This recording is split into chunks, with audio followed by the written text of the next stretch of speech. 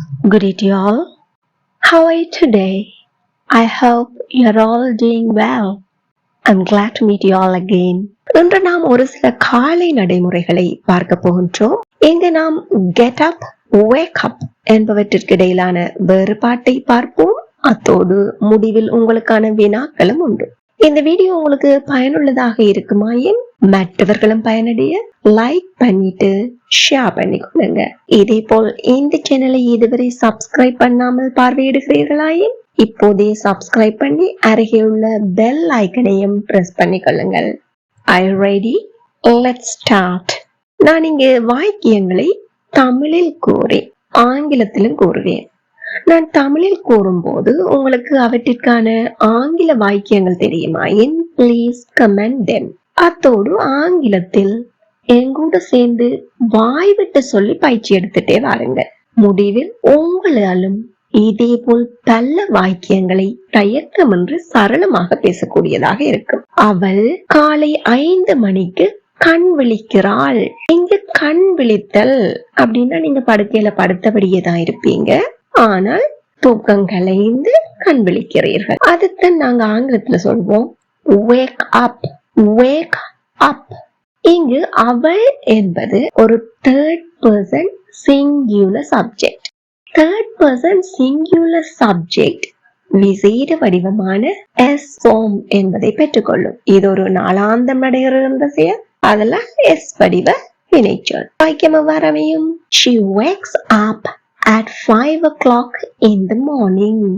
She wakes up at 5 o'clock in the morning. எங்கூட சேர்த்து வாய் விட்டு சொல்லி பாருங்க. She wakes up at 5 o'clock in the morning. நான் தினமும் 6 மணிக்கு நித்திரை விட்டெழுகிறேன். இங்க நித்திரை விட்டெழுதல் என்பது என்ன? அதாவது பெட்ல இருந்து நீங்க காலக்கீழ வச்சு எழும்புறீங்க, அதுக்கு பிறகு நீங்க தூங்க மாட்டீங்க. நாங்க கண் விழிக்கிறதுன்னு சொன்னா கண் விழித்த பிறகு அழுத்த இருந்துச்சுன்னா நீங்க தூங்கியும் கொள்ளுவீங்க. கொஞ்ச நேரம் தூங்கிட்டு அதுக்கப்புறமா கூட நித்திரை விட்டு எழும்புவீங்க. ஆனா நித்திரை விட்டு எழுதல் என்பது என்ன? தூக்கம் கலைந்து கட்டில இருந்து கால கீழ வச்சு எழும்புறீங்க. அதை நாங்க ஆங்கிலத்துல சொல்வோம் get up, get up. இங்கு நான் என்பது third person அல்ல, பேசுபவர். அதனால் எந்த கவலையுமின்றி அதே மாதிரி get up என்றை பயன்படுத்திக் கொள்ளலாம். வாக்கியம் எவ்வாறு அமையும்? I get up at 6 o'clock daily. I get up at 6 o'clock daily.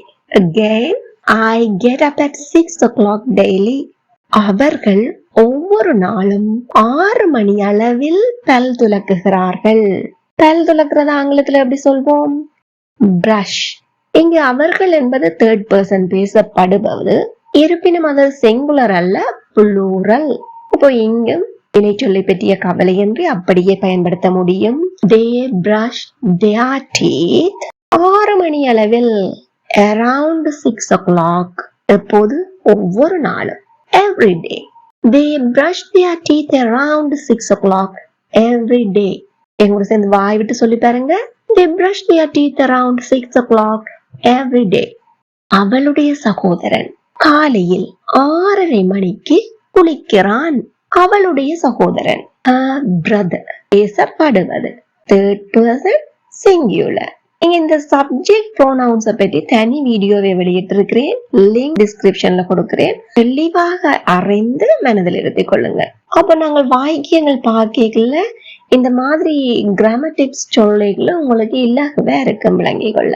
her brother singular third person, அதுல takes a bath, takes a bath அப்படின்னு சொல்லணும். her brother takes a bath at 6:30 in the morning. her brother takes a bath at 6:30 in the morning. Again, her brother takes a bath at 6:30 in the morning.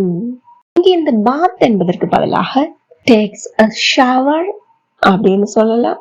இல்லாட்டிக்கு கிணத்துல இருந்து சில பேர் கிராமங்கள்ல கிணற்றுல இருந்து நீர் அள்ளி குளிப்பார்கள். அதை நாங்க எப்படி சொல்வோம்? பக்கெட் பாத், பக்கெட் பாத் அப்படின்னு சொல்வோம். takes a shower, takes a bucket bath, takes a hot water shower. இந்த மாதிரி பல வழிகள்ல நீங்க சொல்லிக் கொள்ளலாம். அவள் காலை 5:40க்கு முகத்தை கழுவுகிறாள்.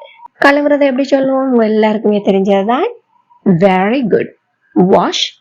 இங்கு she என்பது தேர்ட் பர்சன் சிங்குலர் சப்ஜெக்ட் ஆதலால் எஸ் வடிவத்துல வினைச்சொல்ல பயன்படுத்துவோம். சிங்குலர் எஸ் வடிவம். She washes her face at 5:40 a.m. Again, she washes her face at 5:40 a.m. அவள் தனது ஆடைகளை 6 மணிக்கு அயன் பண்ணுகிறாள், அதாவது மினுக்குகிறாள். இதை எப்படி சொல்வோம்? அதாவது மினுக்குறதுல அயன் பண்றது எப்படி சொல்வோம்? அயன்.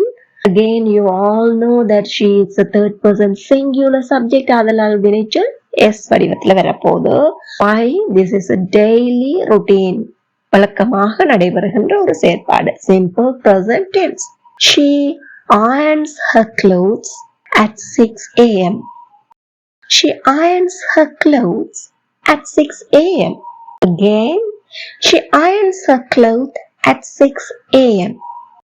அவள் காலை உணவை காலை 6:15 மணி அளவில் தயாரிக்கிறாள். தயாரிக்கிறது prepare.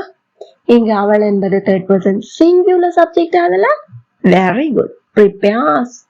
prepares அப்படின்னு எஸ் வடிவத்தில் வரும். She prepares the morning meal around 6:15 a.m. She prepares the morning meal around 6:15 a.m. ரொம்ப இலகுவா இருக்கு இல்லையா? அவள் 7 மணிக்கு உணவை பொதி செய்கிறாள், அதாவது பேக் பண்ணி கொள்றாள். இங்கும் சிங்குலர் சப்ஜெக்ட் ஆதலால் well done, packs என்பதைத்தான் பயன்படுத்த வேண்டும். She packs the food. She packs the food at 7 o'clock. She packs the food at 7 o'clock. Again, she packs the food at 7 o'clock. நாம் காலை உணவை காலை 7:30 மணி அளவில் எடுத்துக்கொள்கிறோம். இதை எப்படி சொல்வோம்? நாம் என்பது பேசுபவர்கள். We have our breakfast around 7:30 a.m. We have our breakfast around 7:30 a.m. எங்க சேர்ந்து வாய் விட்டு சத்தமா சொல்லி பாருங்க. சொல்லி சொல்லி பழகினாத்தான் உங்களுக்கு இலகுவில சரளமா பேசக்கூடியதா இருக்கும். We have our breakfast around 7:30 a.m. Again, we have our breakfast around 7:30 a.m. நாம் அனைவரும் காலை 8 மணி அளவில் வீட்டை விட்டு வெளியேறுகிறோம். எல்லாரும் அவரை விட்ட வேலைக்காக வீட்டை விட்டு எத்தனை மணிக்கு வெளியேறிடுவாங்க? 8 மணி அன்று எல்லாருமே வெளியேறிடுவாங்க. நாம் அனைவரும் all of us leave the house around 8 o'clock in the morning. Again, all of us leave the house around 8 o'clock in the morning. Now, this is the time for you to check your understanding. நான் உங்கள்கிட்ட வினாக்கள் சிலது கேட்கின்றேன். அவற்றுக்கான பதில்களை கமெண்டில் கூறுங்கள். When do you wake up? When does your mother get up? When does your father leave for work? When do you have your breakfast? Please comment your answer. உங்களுக்கு இது தொடர்பாக ஏதாவது சந்தேகங்கள் இருப்பின் அவற்றையும் கமெண்டில் பதிவிடுங்கள். இதே போல மேலும் பல பயனுள்ள வீடியோக்களை பார்வையிட இந்த சேனலை இப்பவே சப்ஸ்கிரைப் பண்ணி அருகே உள்ள பெல் ஐக்கனையும் அழுத்திக் கொள்ளுங்கள். Thank you for watching.